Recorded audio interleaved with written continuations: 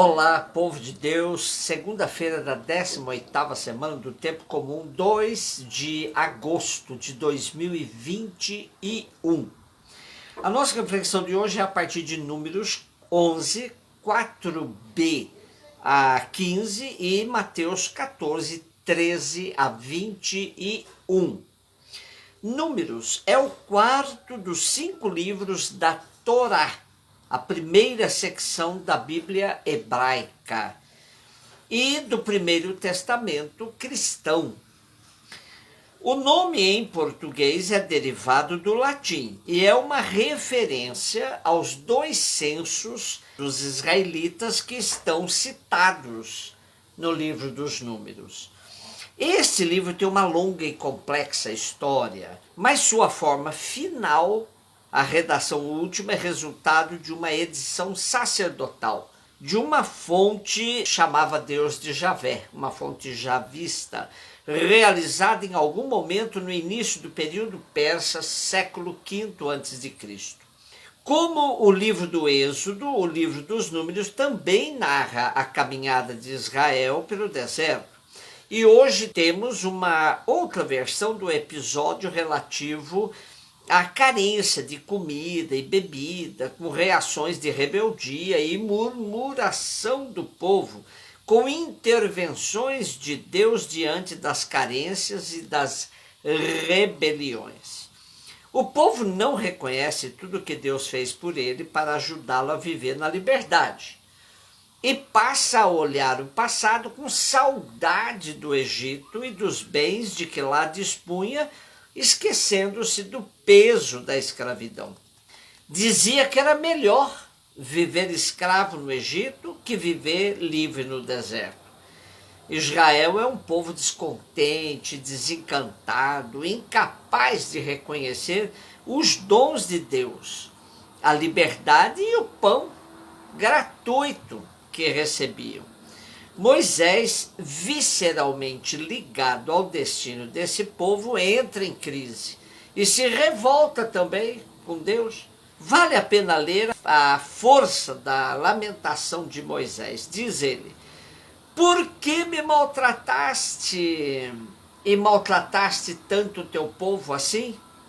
Por que gozo tão pouco do teu favor a ponto de descarregar sobre mim o peso de todo esse povo?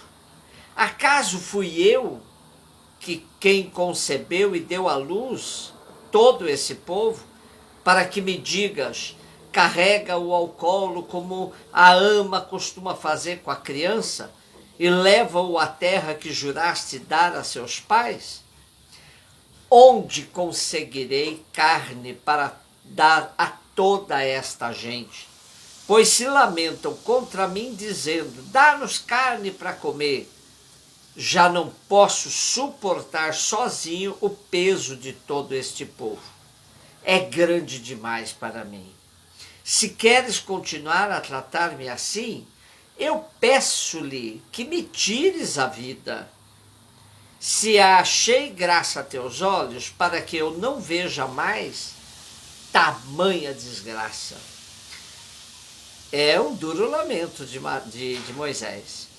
Podemos pensar que era somente o povo de Israel que esperava que Deus providenciasse seu alimento, sem que ele precisasse fazer algum esforço. E quando o esforço lhe é cobrado, prefere voltar à escravidão. Será que hoje muitos que estão recebendo o auxílio emergencial gostariam de um governo realmente novo, que ao invés de dar esmola, abrisse as portas para novos empregos? Tem gente que prefere um governo estúpido, grosso e autoritário, que lhe dá uma esmola ao invés de outro que abre possibilidades dele ganhar o pão com o próprio suor. Entrevemos nas leituras de hoje uma unidade de temas. No deserto, os israelitas protestam e lamentam-se. A dura opressão sofrida no Egito foi transformada na recordação de uma existência quase paradisíaca. Lembramos-nos do peixe que comíamos de graça no Egito, dos pepinos, dos melões, dos alhos porós, das cebolas. Agora a nossa garganta está seca, não há nada diante de nós senão maná. Não estão satisfeitos com a porção de maná que cada dia Deus lhes envia. É fácil ceder à saudade do passado, quando nos deixamos guiar não pelo espírito de fidelidade à aliança com Deus, mas pelos nossos instintos fortes, como podem ser fome, sede. Os padres da igreja sempre viram na caminhada de Israel, através do deserto, um paradigma do itinerário cristão e da igreja. O futuro assusta. O alimento ligeiro do espírito não é suficiente. As saudades do passado atraiçoam e as exigências de Deus nem sempre são bem compreendidas. Cada cristão passa pelas suas provações, mas ai de quem se fixa no passado.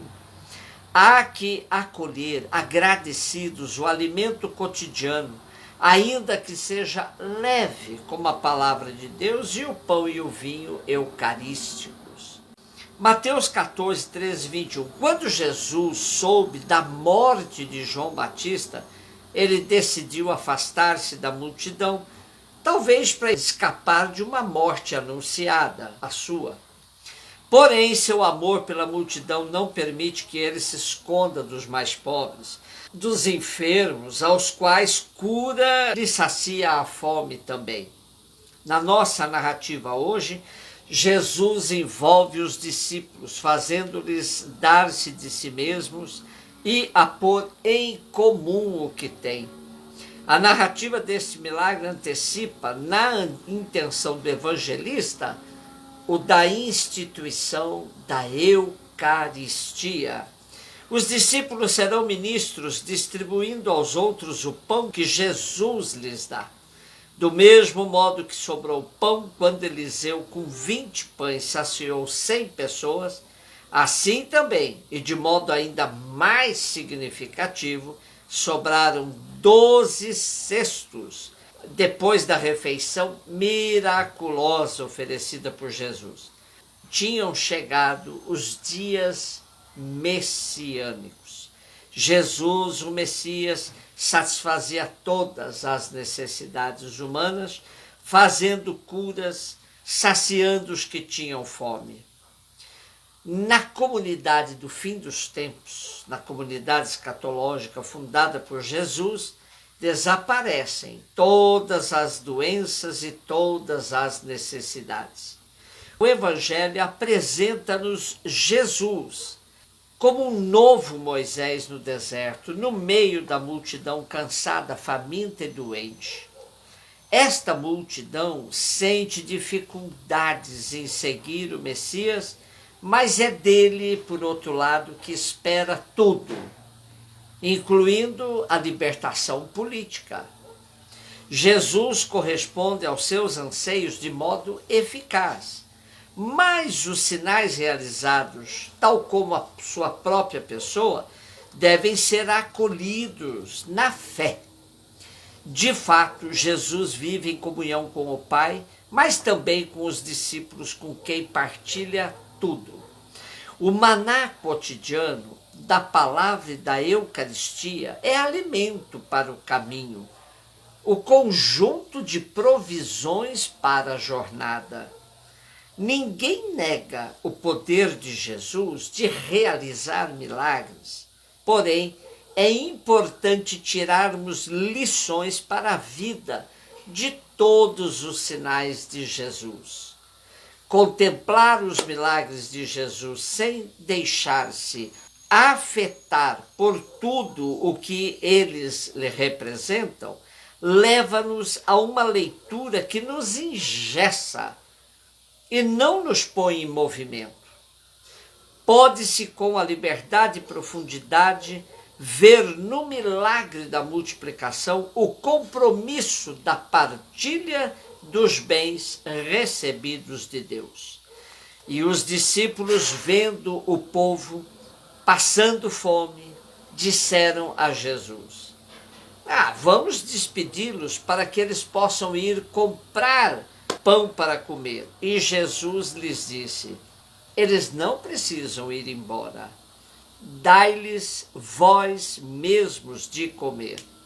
Nós podemos atualizar o milagre de Jesus realizando entre nós a partilha, sobretudo com os pobres.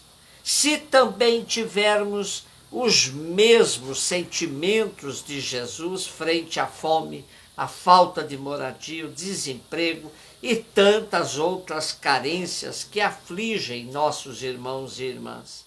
É preciso encher-se de compaixão para sairmos dos comodismos característicos de uma vida centrada em si mesmo.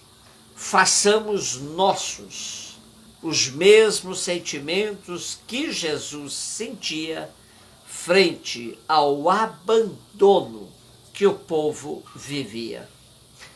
Um beijo no seu coração.